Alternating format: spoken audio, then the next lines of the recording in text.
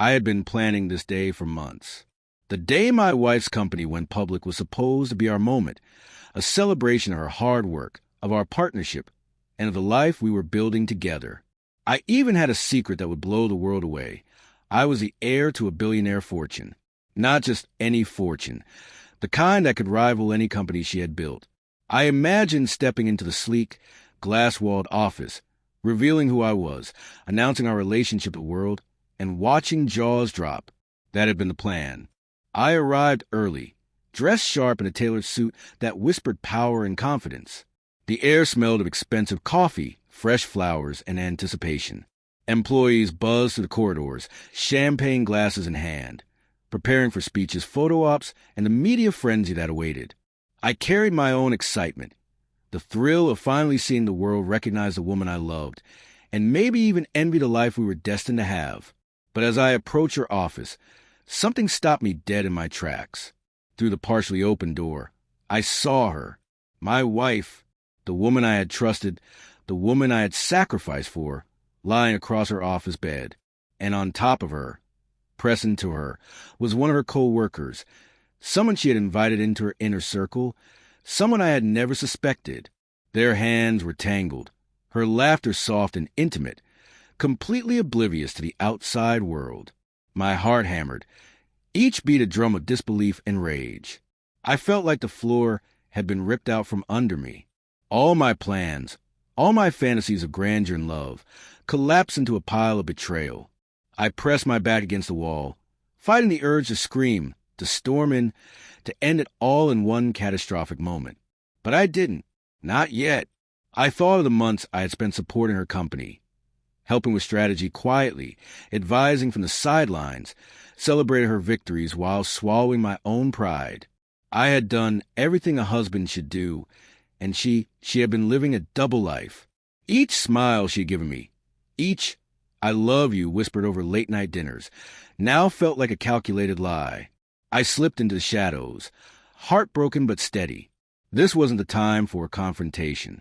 This was the moment to gather power, to watch and understand the full extent of her betrayal.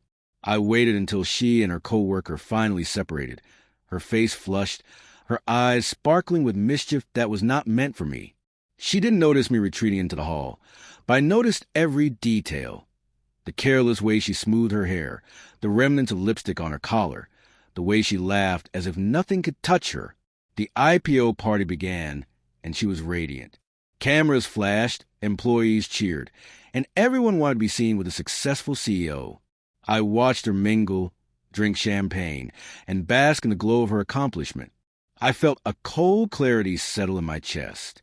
The woman I loved, the woman I had envisioned standing beside me in triumph, was unrecognizable. She had ambitions, desires, and secrets that didn't include me.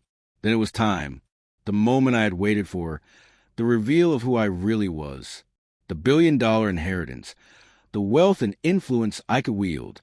I had rehearsed my speech, imagined the applause, the awe, the media coverage.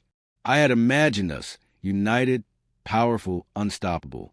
But seeing her like this changed everything. There would be no shared victory. There would be no romantic reveal. There would be consequences. Instead of walking in with my announcement, I waited.